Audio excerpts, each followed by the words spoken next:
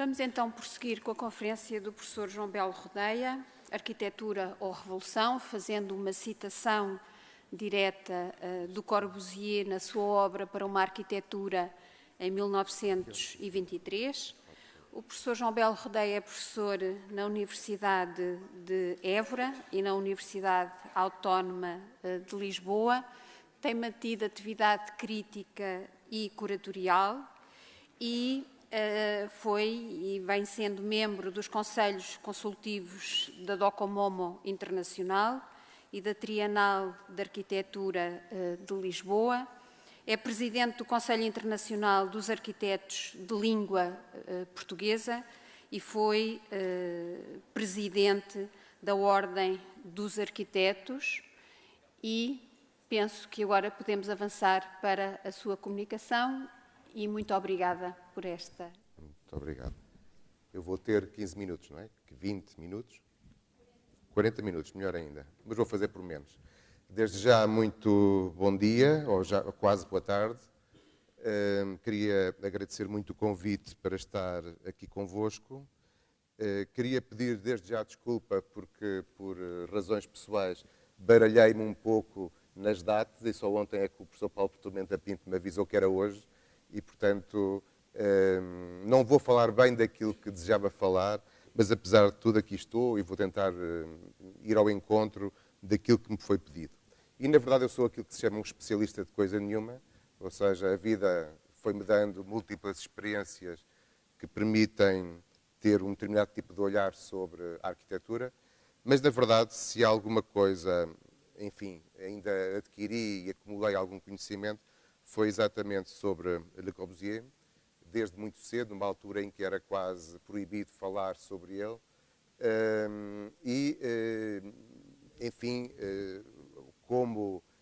o que me foi pedido foi exatamente falar um pouco sobre ele, a partir da frase que serve de pretexto para estas conferências, que é Arquitetura ou Revolução,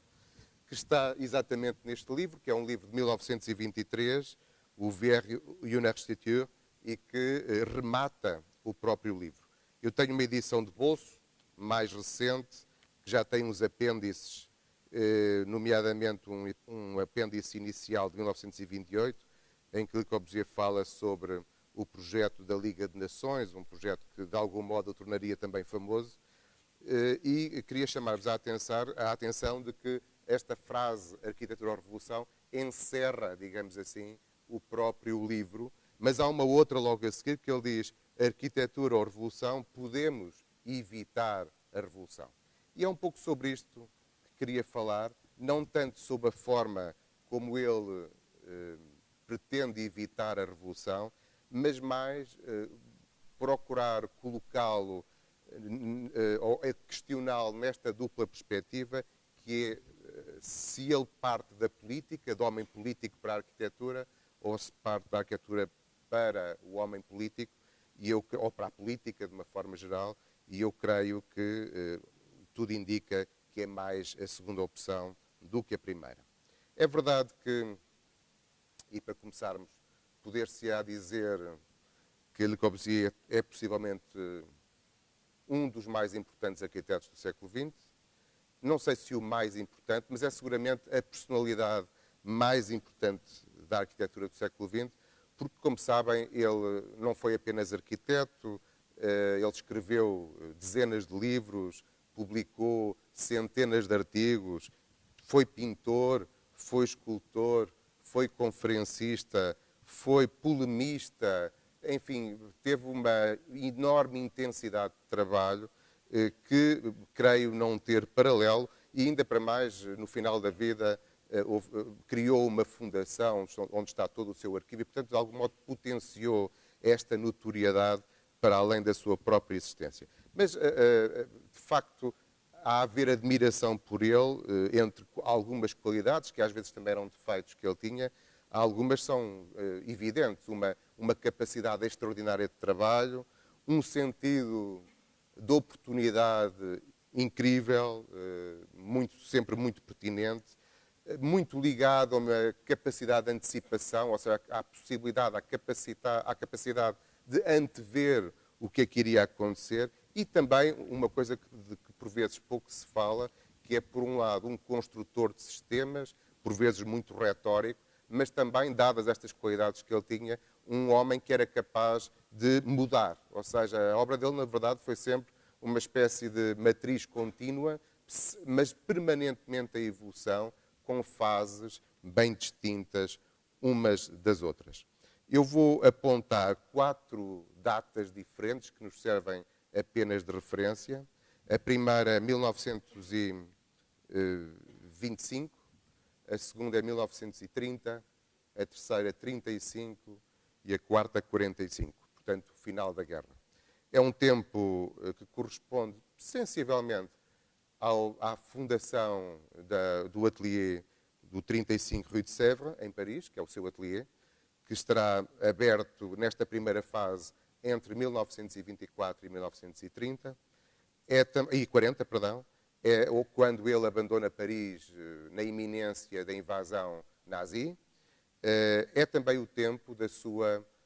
quase todo ele, da sua colaboração com uma pessoa muitas vezes muito esquecida, porque tudo isto que ele foi também o deve muito a Pierre Jeanneret, o seu primo, que no atelier cuidava do atelier e era, digamos, o coordenador do próprio atelier. E é coautor de praticamente todas as obras entre 1922, 1923 até 43, quando também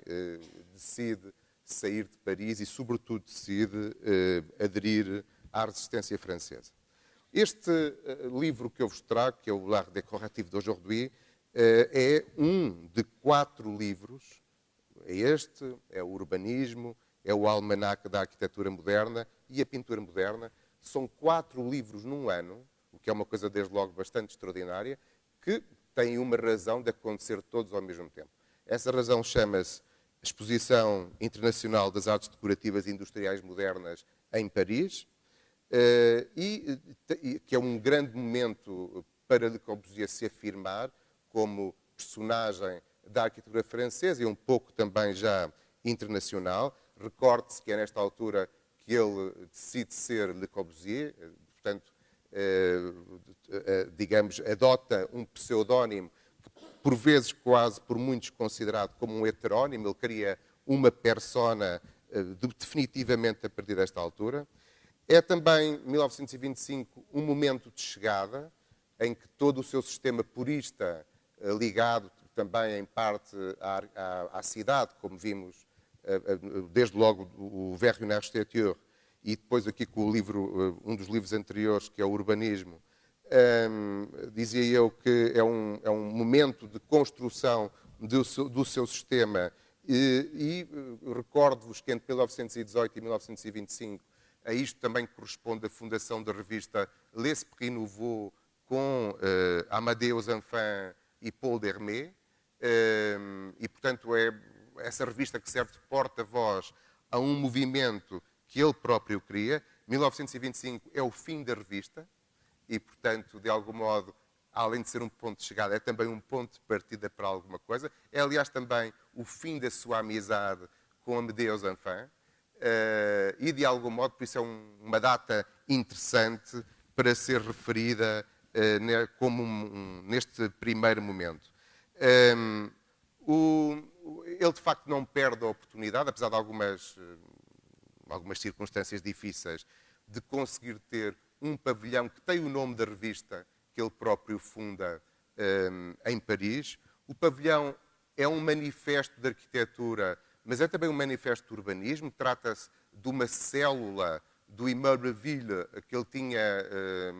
de algum modo, equacionado no princípio dos anos 20, salvo erro em 1922, e, portanto, ele era um módulo repetitivo que poderia criar grandes unidades de habitação, na prática já, e a partir dele também criar cidades, sempre o pretexto urbano como o principal pretexto, e o principal pretexto porque ele considerava que a sociedade se deveria emancipar a partir da intervenção na cidade, a partir da criação de cidades novas, e, portanto, põe sempre, em primeiro lugar, a questão urbana sobre a questão arquitetónica, e, como veremos, isto trar-lhe-á vários amargos de boca, ou várias litigâncias com o mundo germânico, esse sim muito apostado nas questões da habitação. É, portanto, digamos, não tanto uma abordagem realista, embora tenha uma dimensão realista, mas é sobretudo uma abordagem idealista de tentar mudar, de tentar transformar de uma forma mais radical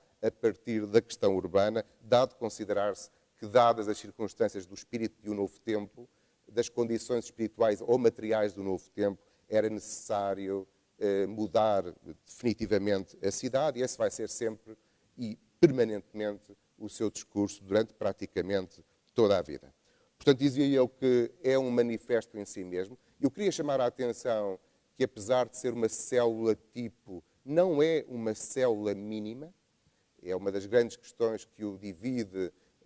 do mundo germânico, dos suíços, dos holandeses e dos alemães. Não é uma célula mínima, basta perceber a dimensão do terraço-jardim que está incrustada na própria célula de habitação. E este é também, embora este não seja o tema da minha conferência, mas este é também uma questão interessante, porque ele tentará sempre, para fazer frente à questão da massificação e da reprodução da célula, tentará sempre fazer uma compensação nessas mesmas células, seja através desta espécie de terraços, jardins individualizados, seja através, por exemplo, de equipamentos de vizinhança, seja através de de equipamentos nos próprios apartamentos, haverá sempre uma preocupação que hoje ainda está pouco relevada de tentar compensar, de algum modo, a intimidade familiar, a razão familiar da massificação da própria habitação. Aliás, note-se, é importante dizer-se, que neste final do livro, do Vers une architecture, ele, de facto, defende a família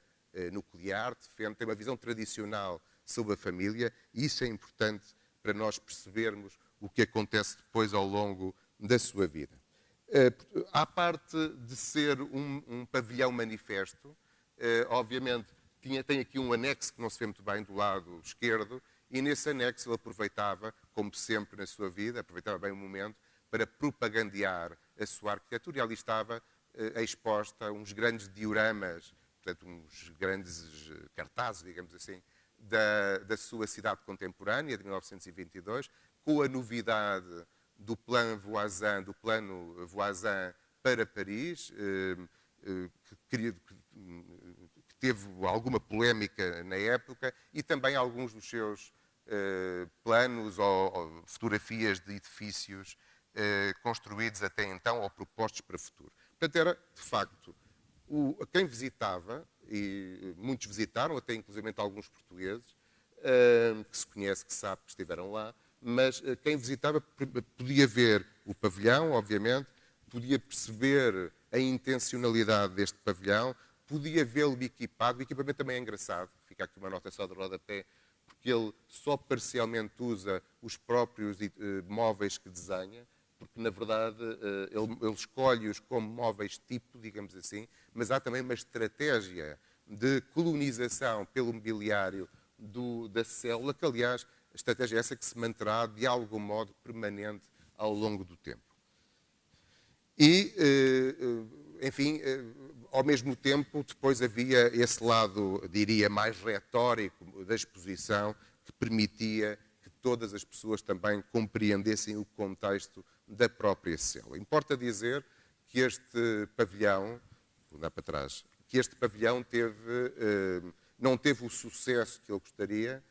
desde logo porque o terreno que lhe deram era um terreno ingrato, atrás de um dos edifícios do pavilhão de exposições da Exposição Universal de Paris, e, portanto, via-se mal, tinham acesso, estava um pouco entre as árvores, como se viu, e, portanto, estava um pouco escondido. As obras atrasaram imenso. Ele, durante muito tempo, teve por obrigação colocada pela organização o pavilhão tapado com um tapume e portanto, só, enfim, depois de muita pressão de alguns dos seus amigos, ele consegue retirar o tapume, fazer a exposição, mas depois também aproveitou bem a inauguração com a presença do ministro Anatole de Monzy, que de algum modo tentou protagonizar o pavilhão, o mesmo ministro que era um dos coproprietários da sua Villa Stein de Monzy, em Garches. A nota final para este período é a seguinte. Quem eram os amigos de Le Corbusier? Porque daqui se perceberá melhor como é que ele, em 1925, já se movia tão bem em Paris. Ele, um suíço que tinha vindo para Paris em 1917, 1918, como é que ele tinha chegado até aqui? A verdade é que ele tem o seu leque de amigos é extraordinário e vai desde alguns para a vida. Estou-me a lembrar de amigos do mundo das artes ou do mundo da mundanidade, como o próprio Raul Laroche, um dos que lhe encomendará a Maison Laroche, ou já tinha encomendado nesta altura, e recorde-se que nos anos 60 ele vai doar o próprio Raul Laroche a casa para a fundação que Le Corbusier queria, portanto, um homem amigo dele para a vida, um banqueiro, portanto, um homem ligado à alta finança, muita da mundanidade francesa ligada às artes, centrada na norte-americana Gertrude Stein. Não vou agora desenvolver o tema. Também muitos, ou alguns pelo menos artistas, que se manterão amigos para a vida, como é o caso do Fernand Léger. O Fernand Léger, que é seu companheiro de viagem, que vai, em 1935, faz a exposição da sua obra no MoMA, ao mesmo tempo, logo seguida pela de Le Corbusier, que está sempre ao seu lado, mesmo em momentos difíceis, sabendo-se que Fernand Léger é um homem muito próximo do Partido Comunista Francês. Aliás, como são próximos do Partido Comunista Francês, o Pierre Régénéré, embora não seja militante, como a Charlotte Perriand, que vai desenhar grande parte do seu mobiliário. Portanto, há, e toda a gente sabe, há alguma ligação direta ou indireta de Le Corbusier à esquerda francesa e, muito em particular, ao próprio Partido Comunista Francês. Porém, também se sabe que Le Corbusier sempre manteve algumas amizades, hoje consideradas perigosas, mas na altura ele não as consideraria com certeza perigosas. E talvez melhor que ninguém será Pierre Vinter, um médico homeopata que, com alguma fama em Paris, que desde muito cedo, no princípio dos anos 20, colabora com a revista L'Esprit Nouveau e é um homem aderente ao faisceau francês, portanto ao Partido Fascista Francês. Vai ser ele uma das pessoas que vai depois continuar em novos movimentos, em novos partidos, o movimento fascista francês. Le Corbusier vai fazer conferências e palestras na sede do partido, estará próximo de muita gente do Partido Fascista e, portanto, e o próprio Partido Fascista acolherá de braços abertos muitas das suas teses. Mesmo em 1935, 36, mesmo no tempo de Vichy, haverá sempre personalidades ligadas à extrema-direita francesa que farão a apologia da sua obra, como veremos. E, portanto, como se perceberá, há sempre um leque muito variado de amigos, de muitas circunstâncias e espaços distintos que,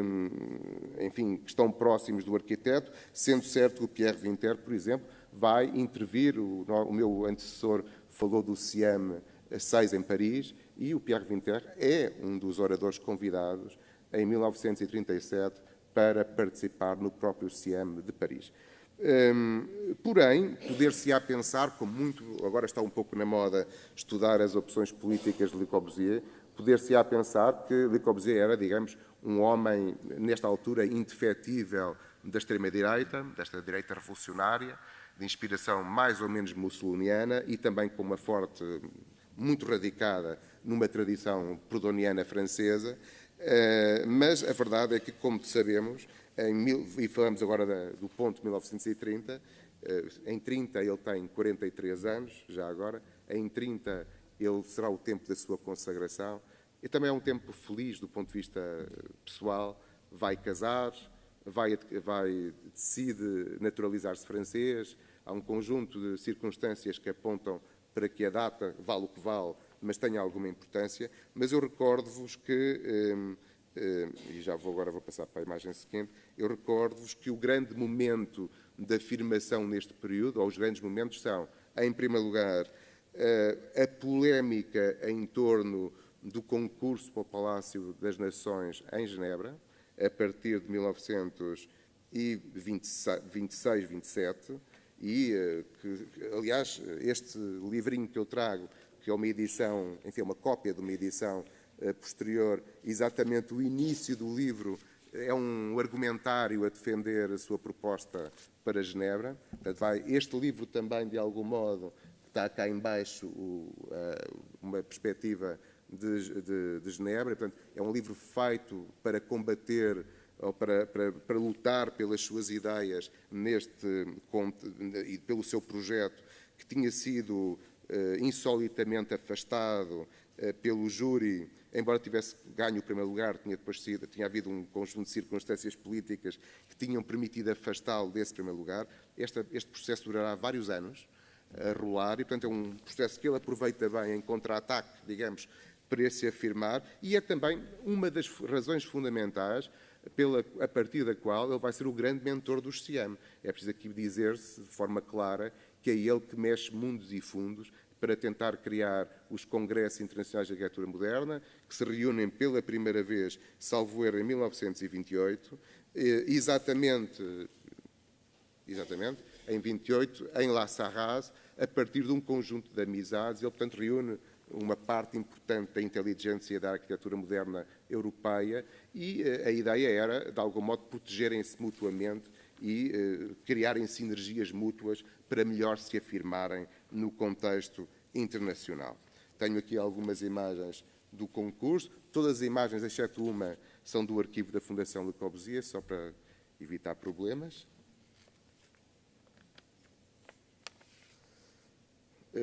Depois falar-se-á um pouco sobre isto, mais dentro em pouco. Mas 1928 é também o momento para duas coisas que importa assinalar. Uma é a viagem à América do Sul. Esta viagem está diretamente ligada ao SIAM, porque, como disse o meu antecessor, há, de facto, no seio do SIAM, neste SIAM 2 e no SIAM 3, uma forte apologia da questão da habitação e do espaço mínimo da habitação, questões que Le Corbusier rejeita liminarmente. Ele, aliás, recusa a viagem à América do Sul e o convite que lhe tinha sido feito de Buenos Aires resulta muito bem para ele, porque lhe serve de pretexto para não ir a Frankfurt, manda ao primo com o discurso que ele tinha feito, e ele tem escritos que hoje se conhecem com graves acusações à ala germânica do SIAM, acusando-os de extremista, de extrema-esquerda, as mais diversas acusações, dizendo que não era esse o caminho que ele pretendia seguir. E, portanto, paulatinamente, vai no seu paquete de Massília para Buenos Aires, depois é chamado para umas conferências no Rio de Janeiro, e são esquiços do Rio de Janeiro, onde faz estes desenhos maravilhosos, sobretudo maravilhosos no contexto da sua obra, porque a topografia do Rio e a cidade do Rio de Janeiro vai questionar muito as suas propostas urbanas, serão uma das molas fundamentais para a chamada Ville Radieuse e para o seu mundo radieuse, esta ideia do sol, da verdura, do espaço aberto e, ao mesmo tempo, de alguma flexibilidade na aplicação dos modelos abstratos e, portanto, como se vê aqui, um modelo que, enfim, embora monumental, mas que procura lidar, manipular a própria topografia extraordinária do Rio de Janeiro. E, portanto, há este confronto com o Rio de Janeiro, é um confronto para ele fundamental, porque altera a forma como ele olha para o território e o modo lírico, se quiserem, como ele manipula o próprio território. Uma outra, desta viagem sairá o seu livro Précision. É um livro que importa aqui destacar, está muito esquecido. É um livro muito importante exatamente porque releva a importância da viagem no seu percurso e o modo como tudo aquilo que eu acabei de falar está aqui bem expresso. Também já agora devo dizer-vos que é o único livro em que ele faz pequenos apontamentos sobre a cultura portuguesa, dada a relação que a cultura portuguesa tem com o Brasil. E, portanto, duas ou três, fala sobre o assunto. Já agora, na viagem do Massília, ele, penso eu, pelo menos de uma forma que exista comprovada, é a única vez que vem a Portugal, já que o paquete parava em Lisboa, ele vem a Lisboa e sabe-se que ele parou em Lisboa, porque também se sabe que ele enviou daqui um telegrama para a sua mãe a dizer que a viagem estava toda a correr bem. Portanto, é o único momento que se sabe. Há uns pequenos esquizos também, 3, se a memória não falha, que estão na Fundação Le Corbusier, agora não sei muito bem de onde são, mas em que ele tem anotado os esquiços de Lisboa. Um deles é de uma cena taurina, não sei se ele terá assistido a alguma tourada em Lisboa, mas a verdade é que eles existem. Não é provavelmente uma novidade, mas muitos de vocês com certeza não sabiam desta existência. A par desta viagem ao Rio de Janeiro, já agora, fale-se da viagem à União Soviética em 1928. Esta viagem está hoje, de algum modo, esquecida. Há um livro sobre ela, do Jean-Louis Cohen, mas valerá a pena falar porque ela surge, obviamente, pela fama que Le Corbusier já tinha, pela fama internacional, e ele vai ser muito bem acolhido pela inteligência russa da arquitetura, tão bem acolhido que lhe vão encomendar o famoso edifício da chamada Maison du Centre Soyuz, o centro das cooperativas da União Soviética,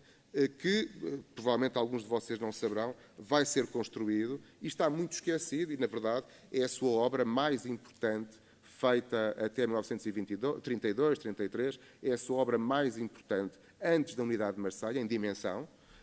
construída, e é importante por várias razões, pelo contexto soviético, ou seja, ele nesse contexto passará de um herói na União Soviética para alguém a ser afastado, porque a partir de 1930, sensivelmente, com a ascensão do Joseph Stalin no poder soviético, obviamente há um recrudescimento do academismo na arte soviética, mas também havia a presença da chamada Brigada Mayer, da brigada dos homens dos Siam germânicos que estavam na União Soviética, e do que estava um pouco entalado entre as duas coisas. Sobretudo, este publica um livro atacando as propostas para a cidade de Jardim em Moscou, e, portanto, ele depois é muito atacado, e, aliás, a partir de 1930, depois de ter ido 3 vezes à União Soviética, nunca mais é convidado para voltar, e só sabe do edifício e da sua conclusão por fotografia, sendo certo que um dos coautores é o Nikolai Kolly, é um arquiteto russo, e que, portanto, tenta, apesar de tudo, salvaguardar a obra, e, portanto, é uma obra relativamente pouco conhecida, mas é uma obra de grande dimensão, feita para 3.500 pessoas coexistirem, e é uma obra interessante porque, de algum modo, releva as mudanças que se estavam a operar na própria obra corbusiana. Ou seja, é o único exemplo que se conhece, é uma espécie de um excerto do chamado immeuble arredin, que é um dos modelos urbanos de Le Corbusier, um modelo que é contraposto, fazendo uma espécie de uma lombriga contraposta, que ele tenta ajustar, nesse sentido também é interessante porque é contextualizado, ele tenta ajustar um lote que, aliás, era bastante difícil, um programa bastante intenso. É também, há uma certa monumentalidade, sobretudo nos espaços públicos, que tem muito a ver com os grandes fluxos das massas na entrada e na saída do edifício, com grandes protagonismos das rampas, em particular, em todo o átrio de entrada, e, sobretudo, na expressão, já agora chame-se a expressão, o aspecto da coisa, há uma coisa que não passou despercebida ao famoso crítico italiano Pietro Bardi, que esteve lá em 32 com o Pardal Monteiro nas conferências da RIA, das Reuniões Internacionais de Arquitetura, patrocinadas pela Architecture d'Aujourd'hui, e que daria outra conferência, e dizia eu que o Bardi vai dizer que a coisa lhe parece muito estranha, porque ele está a usar, e de certeza que foi por influência do Colli, que não percebeu bem a arte cerebral corbusiana, porque ele está a forrar o edifício de pedra, depois de ter feito as casas brancas, porque ele era tão conhecido. Portanto, o edifício é forrado de pedra, uma pedra de turfa vermelha, e depois tem umas janelinhas pequeninas, picotadas nas superfícies em pedra, a fazer contraponto com as grandes superfícies vidradas. Ele achava alguma coisa estranha neste mundo que estava aqui, neste mundo da expressão do edifício, e realmente ele tinha razão, porque havia alguma coisa a mudar, mas não tinha razão por achar estranho, porque o Corbusier estava de facto a mudar ou a acrescentar algo mais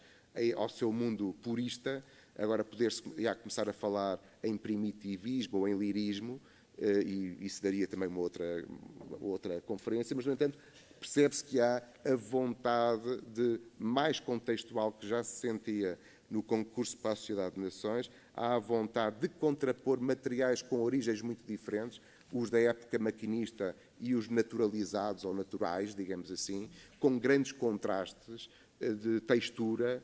e que serão, obviamente, até aos anos 50, uma das imagens de marca dos seus edifícios. E, portanto,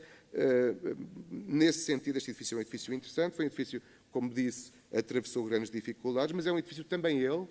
importante para a Ville Radieuse. Eu diria que talvez que a viagem à América do Sul e a experiência soviética são dois contributos fundamentais para a Ville Radieuse, que depois sairá em livro em 1935. Queria acrescentar mais uma ou duas coisas. A primeira é que, apesar disto, ele manterá colaboração em duas revistas em França, uma chama-se Plan e outra chama-se Prélude, as duas ligadas à extrema-direita, as duas com a colaboração, entre outros, do Pierre Winter também, e, portanto, quero chamar a atenção que, no entanto, a partir de 1928, ele é duramente atacado, desde logo a partir do seu país de nascimento, a Suíça, chamam-lhe comunista, bolchevique, no sentido pejorativo, claro, como que a sua arquitetura é uma arquitetura que, enfim, conotada politicamente com uma determinada área política. Portanto, só para vos tentar dar a entender que ele tinha, ele próprio dizia que era atacado pelos dois lados e ia tentando gerir este processo da melhor maneira, o que significa tirando partido desse mesmo processo. Na verdade, em 1935, a data da Ville Radieuse, ele já tem 48 anos, é preciso às vezes não esquecer que já não é propriamente um jovem. É um homem, apesar de ser uma época já difícil, 35 temos o nosso amigo Adolfo na Alemanha, o nosso amigo Stalin na União Soviética, a vanguarda europeia está com graves problemas, grande parte dos arquitetos alemães emigraram para todo o lado, e, portanto, apesar de há a guerra civil em Espanha, apesar de, em 1936, há um governo de esquerda em França, o governo da Frente Popular, e já falaremos um pouco sobre isso. Recordo-vos também que no volume da Œuvre Complète, que sai em 1938, o arquiteto Max Bill faz um grande elogio a Le Corbusier na introdução, falando da sua omnipresença. De facto, é uma época em que, por razões várias, por desistência, ou por fuga, ou por falta de trabalho, grande parte dos seus adversários, mesmo do quadro do movimento moderno, não têm já a hipótese de dar cartas, e ele, a partir, sobretudo, do Congresso 4 do SIAM, o famoso Congresso de Atenas, ele vai ser o grande protagonista do chamado movimento moderno. Portanto, estamos a falar de um homem já com a fama nacional e internacional absolutamente assente. Ele, em 1935, como eu vos disse há pouco, faz a sua primeira grande exposição nos Estados Unidos, no Museu de Arte Moderna de Nova Iorque. É a altura em que ele viaja para os Estados Unidos. É a altura, aliás, em que ele escreve este livro a propósito dessa viagem, sobre o qual não vou falar em particular, mas vou dizer que já no livro ele remete várias anotações para a famosa Exposição de Artes e Técnicas na Vida Moderna de Paris, de 1937, criticando muito a forma como se estava a organizar a própria exposição e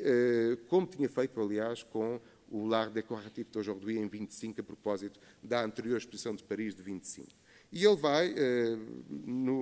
neste contexto, fazer, mais uma vez, dar cartas em tabuleiros diferentes, como se costuma dizer. Sabe-se do seu convite para ir ao Brasil, portanto, falamos da viagem aos Estados Unidos, sabe-se do convite para ir ao Brasil em 1936, a convite por indicação do Lúcio Costa, a convite do governo do Getúlio Vargas. Daí a poucos meses haveria o golpe de Estado e a instauração do novo regime do Estado Novo no Brasil, muito aparentado com o português, uma altura em que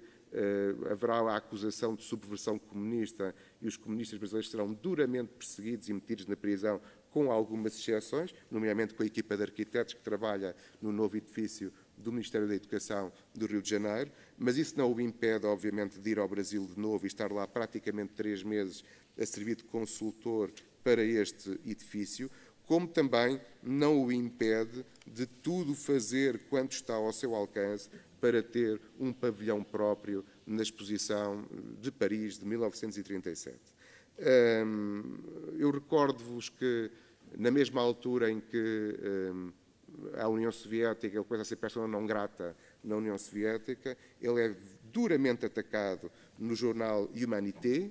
jornal porta-voz do Partido Comunista Francês, acusando de fascista. Em 1934, o seu arqui-inimigo francês e seu colega de profissão, também ele um arquiteto moderno, André Lurçat, também ele um protagonista do Partido Comunista Francês, acusa-o publicamente de fascista, o que vai dar, aliás, transtornos enormes dentro do próprio CIEM, mas a verdade também é que a ascensão da extrema-direita europeia faz com que a União Soviética tenha uma nova orientação política traçada pelo próprio Comintern e, de algum modo, é essa nova orientação política que permite a formação da Frente Popular em França, ou seja, a aliança entre o Partido Comunista, o Partido Socialista e os radicais franceses, os radicais de esquerda franceses, e, portanto, que será vencedora nas eleições. E, nesse sentido, também há, curiosamente, às vezes a política francesa tem destas coisas, no momento em que o governo ganha, Le Corbusier, neste mesmo livro que tínhamos visto, vai fazer a apologia desse governo,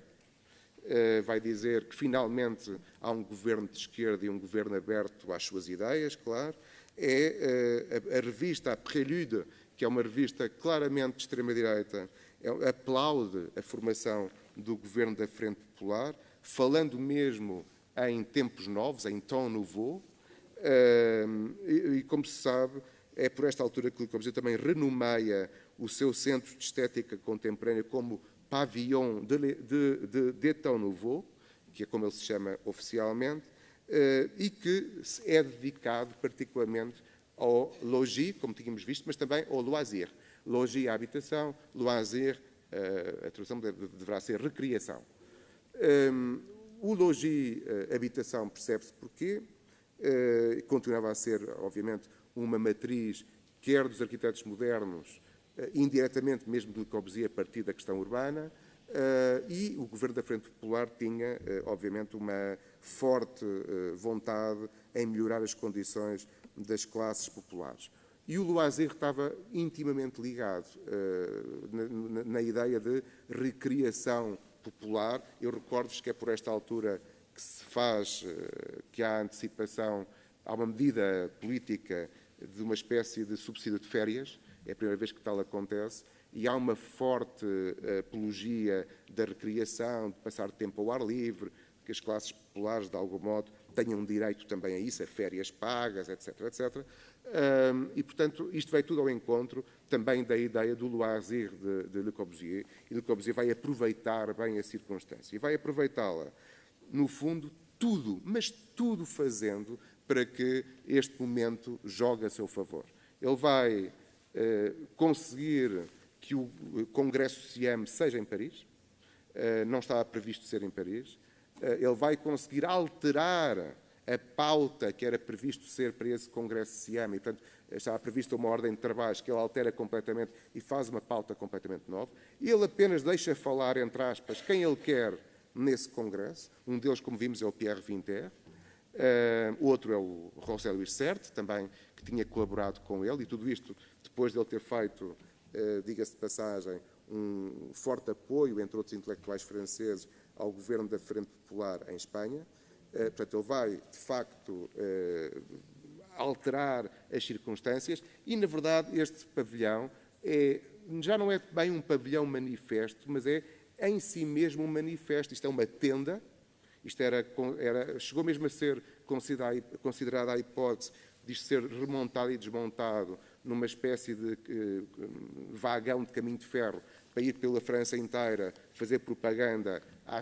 ao que estava lá dentro, porque isto serve apenas de coberto a um conjunto de dispositivos retóricos de propaganda das ideias do CIEM, mas na verdade que são as suas, porque há aqui, a gente não sabe muito bem onde é que acaba e começa Le Corbusier e o CIEM nesta altura, ou seja, há SIAM, isto é feito para os SIAM, Logis, Loisir, mas ao mesmo tempo é claramente ordenado de acordo com aquilo que Le Corbusier quer. E, portanto, é um pavilhão de propaganda pura e dura e que procura ter forte protagonismo no contexto, obviamente, do governo da Frente Popular.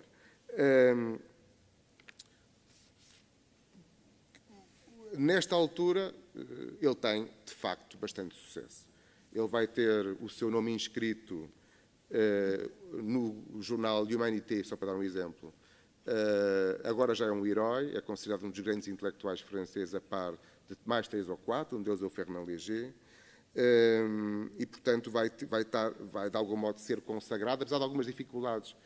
que ele tem para fazer o pavilhão. Ele vai ter intervenção direta do próprio Jean Loquin, que era o comissário-geral da exposição de 37, do próprio primeiro-ministro Léon Blum, que vai interceder por ele. Portanto, estamos a perceber que ele vai estar muito bem apoiado dentro da nova estrutura política francesa, desde o Partido Comunista ao Partido Socialista, ele vai ter fortes apoios. Dentro do Partido Comunista, obviamente, o seu mais conhecido apoio é o do Paul Vaillant-Couturier, que é o diretor de Humanité, era um dos comissários-gerais também da exposição,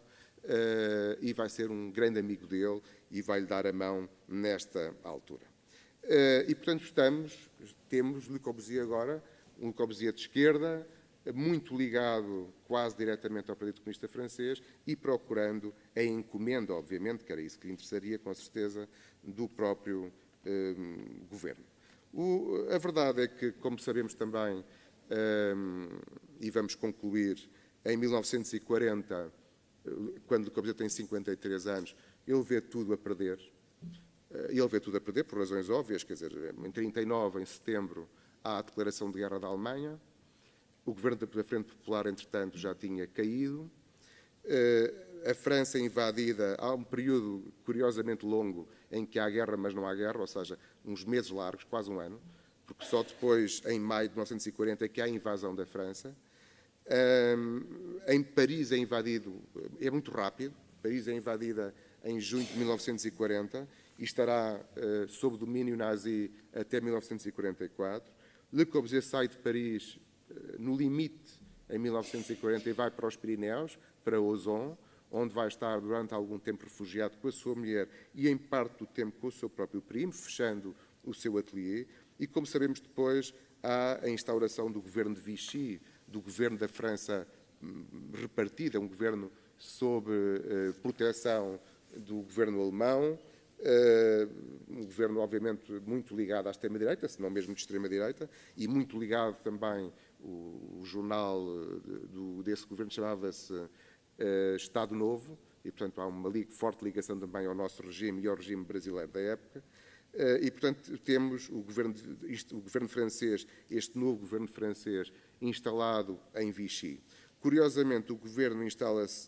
de Vichy instala-se em 1 de julho de 1940, Le Corbusier está em Vichy no dia 3 de julho. 2 dias depois, foi a correr para Vichy, obviamente tentando encontrar forma de continuar a trabalhar. Ele vai estar durante 18 meses em Vichy,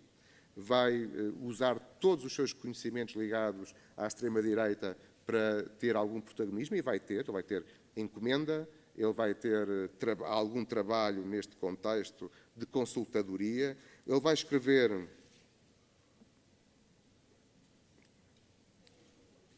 Estou a acabar. Ele vai escrever 3 livros, o Destin de Paris, também é incrível como é que em tempo de guerra continua a escrever, Sur les 4 routes e La Maison des Hommes, este último dedicado ao Marechal Pétain, ao chefe do governo. Enfim, são as circunstâncias da vida, mas é um facto. Mas também não é um facto inédito. Muitas vezes é acusado como se fosse o único que tivesse ido a correr para Vichy, e a verdade é que o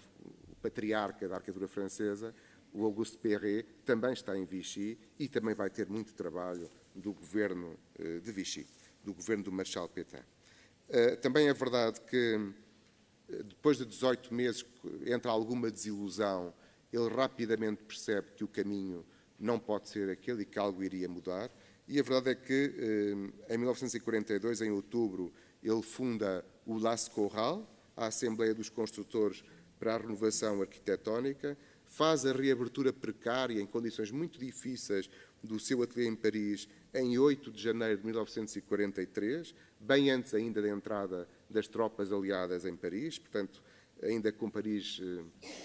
inundada de bandeiras com suástica nazi. Publica a famosíssima Carta de Atenas em 1943, na primavera. Logo a seguir publica Entretien avec les étudiants des écoles d'architecture, também na primavera de 43, está imparável, em plena guerra, com dificuldades de toda a ordem, incluindo para arranjar papel para as impressões. Trabalha no Modulor a partir de junho de 1943 e faz, em 44 ainda, pesquisa sobre as unidades de habitação, sendo certo que já havia muita que tinha feito antes. Paris é libertada em agosto de 1944, ou seja, o Lascaural, o seu centro de reflexão, estava preparado agora, já não para servir o Marechal Pétain, mas para servir o General de Gaulle, como é óbvio. É fundada de imediato o Latbat, que é o Atelier des Bâtisseurs. É publicado o Les Trois Établissements Humains, em 45, e, obviamente, começa uma nova aventura para Le Corbusier, que é bem assinalada na encomenda, ainda em 45, na unidade de Marselha, que por si mesma valeria uma pequena palestra. Eu tentei não dispersar-me demasiado, havia mais alguma coisa a dizer sobre estes passos que fui dando, mas, no fundo, o que eu queria apenas dizer era confrontar esta sua questão, que é colocada em 23, de arquitetura ou revolução, em que ele diz podemos evitar a revolução, e penso que haverá algumas pistas no que eu disse sobre os modos como ele pensaria evitar a revolução, sendo certo que, claramente, de uma forma mais ou menos idealista, ele não parte da postura política para servir a arquitetura, ele parte mesmo da arquitetura para servir a política, ou pensa sempre que será a partir da arquitetura, ou que a arquitetura pode cativar a política, fazendo-a sua, digamos assim. E por isso não espanta que o que há de comum no seu trajeto político de todo este tempo, e não será único neste processo, é sempre a defesa de uma autoridade forte. Ele fala muitas vezes na autorité, porque ele percebe que à escala daquilo que ele quer mudar, que é a escala urbana, que é a escala do território, só um poder político forte pode efetivamente mudar, tomar como seu esse destino. É verdade também que, mesmo ao longo do tempo, ele nunca teve grande simpatia pela democracia parlamentar. Tenho algumas dúvidas que tivesse sido efetivamente fascista ou comunista, mas não deixa de ser verdade que ele sempre se rodeou das pessoas certas ao longo do tempo para tentar fazer seguir o seu caminho, e também é certo que alguns dos seus amigos, fossem eles da extrema-esquerda ou da extrema-direita, continuaram a ser seus amigos em qualquer circunstância. Muito obrigado.